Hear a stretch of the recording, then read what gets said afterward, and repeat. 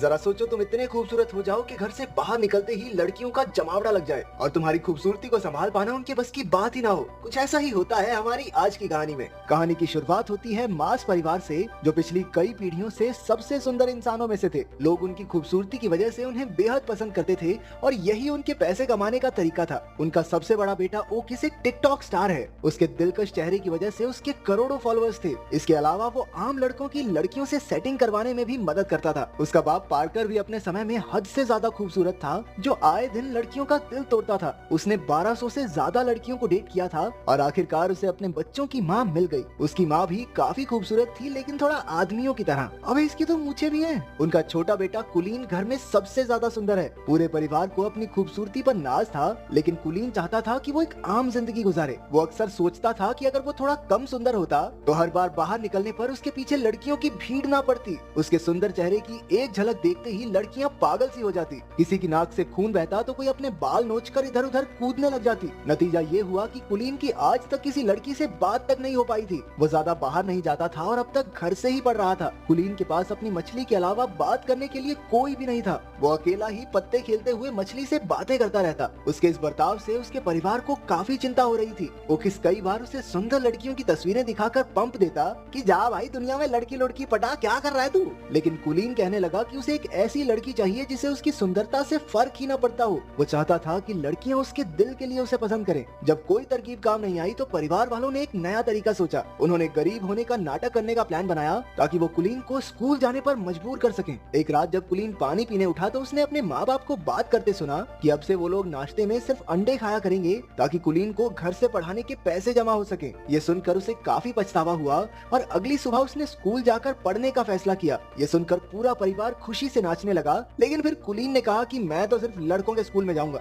बाकी सबका मूड थोड़ा खराब हुआ, लेकिन फिर भी वो मान गए कि कम से कम घर से बाहर तो निकलेगा ये। स्कूल के पहले दिन ओकिस उसे बाइक पर छोड़ने गया, लेकिन बाइक से उतरकर भी कुलीन हेलमेट पहनकर ही चला गया। उसने पूरा दिन हेलमेट पहनने की सोची ताकि किसी का ध्यान उसकी खूबसूरती पर ना जाए, लेकिन हुआ एकदम उल्टा, क्योंकि हेलमेट की वजह से सारे बच्चे उसे ही देखने लगे। उसे परेशान करने सिडी नाम का एक लड़का और उसके चेले आ गए। जब टीचर आई तो उसने कुलीन को हेलमेट उतारने को कहा। ना चाहते हुए भी कुलीन को अपना हेलमेट उतारना पड़ा और सबने उसका दिलकश चेहरा देख लिया। इसके बाद तो टीचर सीधा हॉस्पिटल में पहुंच गई, क्योंकि कुलीन को देखते ही उसकी सांसें थम गई थी। कुलीन सीधा घर की ओर भागा, लेकिन बदमाश लड़कों ने उसे रास्ते में ही पकड़ लिया। उसे स्टोर रूम में लाकर वो लोग सुपर हीरोज की तरह अपनी पहचान बताने लगे। ये तीनों पिछले 3 साल से स्कूल में पढ़े थे, क्योंकि सिटी को बस बीबीएम स्कूल की सबसे सुंदर लड़की अमेंडा के साथ ही पार्टी में जाना है। अमेंडा सिर्फ सुंदर लड़कों की बात ही सुनती है, इसलिए उन्होंने कुलीन को अपना डाकिया बनाने की सोची। फिर उन्होंने कीबो नाम के एक शरीफ लड़के को धमकाकर उसका साथी बना दिया। कुछ देर बाद कुलीन प्रिंसिपल के पास इन बदमाश लड़कों की शिकायत करने पहुंचा। प्रिंसिपल बेचारा खुद ही अपने बेटे की वजह से परेशान था। वो उल्टा कुलीन से ही कहने लगा कि लड़की पटवा दे भाई इस बावड़ी पूंछ से, ताकि जल्दी से जल्दी स्कूल को छोड़ के जाए। उस रात कीबो और कुलीन ने अगले दिन ये काम करने का फैसला किया। कीबो के रूप में एक अच्छा दोस्त पाकर कुलीन को काफी खुशी हुई। अगली सुबह वो दोनों बीबीएम स्कूल पहुंचे, जहाँ उन्हें देखते ही लड़कियां चिल्लाने लगी, ये हेलमेट वाले लड़के को बाहर निकालो, पता नहीं कितना बुरा दिखता होगा। सभी लड़कियों ने मिलकर कुलीन को हेलमेट उतारने पर मजबूर कर दिया। जैसे ही उसने हेलमेट उतारा, पूरे स्कूल में तहलका मच गया। कुछ घंटों बाद तो टीवी पर खबर आ रही थी कि कुलीन की वजह से लड़कियां पागल हो रही हैं। किसी की नाक से खून बह रहा था तो कोई इधर उधर उल्टी फुल्टी हो रही थी। स्कूल की सबसे खूबसूरत लड़की अमेंडा को भी उसे न्यूज पर देखते ही उससे प्यार हो गया। उसने ठान लिया कि कुलीन को अपना बनाकर ही रहेगी। जब खबर चारों ओर फैल गई तो हजारों की तादाद में लड़कियां कुलीन के घर के बाहर इकट्ठा होने लगी। उसके परिवार वालों ने घर में एंट्री के लिए टिकट बेचकर पैसा कमाना शुरू कर दिया। जब कुलीन ने छिपकर ये सब देखा तो उसे समझ आया कि उसके परिवार ने ही उसका इस्तेमाल किया है। जब उन्होंने उसे कॉल करके घर पर वापस बुलाया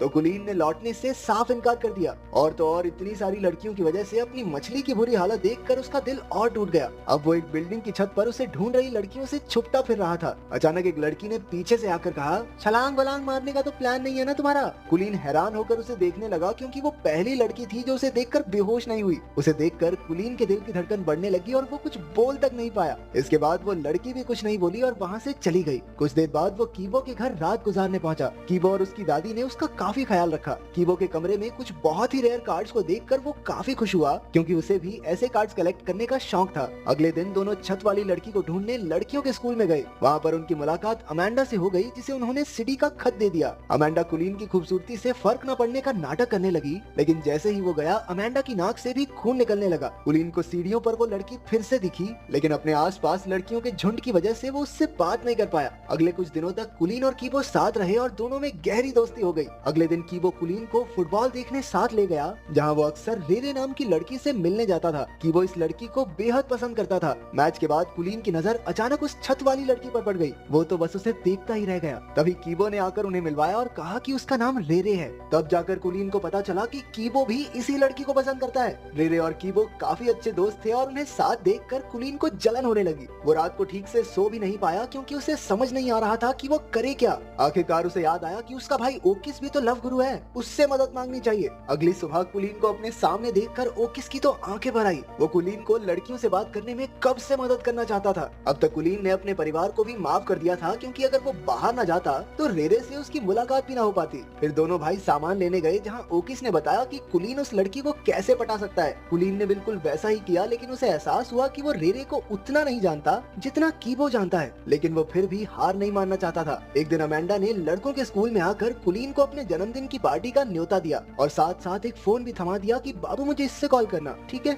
फिर शाम को कीबो, कुलीन और रेरे घूमने गए। वहाँ कुलीन समझ गया कि रेरे भी कीबो को पसंद करती है। उन्हें साथ देखकर उसे जलन महसूस हो रही थी। बाद में कीबो के जाने पर उसने सीधा रेरे से पूछ लिया कि क्या वो कीबो को पसंद करती है। पहले तो रेरे नहीं मानी, लेकिन जब कुलीन ने झूठ कह दिया कि कीबो तो अमेंडा से प्यार करता है, तो अचानक से रेरे का मुंह उतर गया। अब ये साफ था कि रेरे को भी कीबो पसंद है। इसके बाद घर लौटकर कुलीन ने अमेंडा को फोन करके उससे कुछ मदद मांगी और वो तो कुलीन के प्यार में कुछ भी करने को तैयार थी। फिर अगले दिन अमेंडा के बर्थडे पर कुलीन और कीबो दोनों पहुंचे तो अचानक से अमेंडा ने कुलीन को छोड़कर कीबो पर ध्यान देना शुरू कर दिया। वो उसे खींचकर साइड में ले गई और तभी रेरे भी पार्टी में आ गई। रेरे की नजर अमेंडा पर पड़ी जो कीबो को किस कर रही थी। ये देखकर उस बेचारी का दिल टूट गया और वो वहाँ से भाग निकली। उसके पीछे पीछे कुलीन ने भी जाकर अपने प्यार का इजहार कर दिया। रेरे ने जवाब दिया कि वो तो उसे सिर्फ दोस्त ही समझती है। तो कुलीन ने अपने इकलौते दोस्त को धोखा भी दिया और लड़की भी नहीं मिली। अरे इससे बुरा और क्या होगा। उधर सिडी और उसके चेलों ने भी कीबो और अमेंडा को किस करते देख लिया और उन्होंने गुस्से में कीबो की जमकर धुलाई कर दी। कुलीन दूर खड़ा देखता रहा, लेकिन कीबो को बचाने की उसकी हिम्मत नहीं हुई। बाद में वो कीबो को घर ले आया। अपने दोस्त को दर्द से कराहता देख कुलीन को एहसास हुआ कि उसने बहुत बड़ी गलती कर दी है। उसे अपने किए पर बहुत पछतावा हो रहा था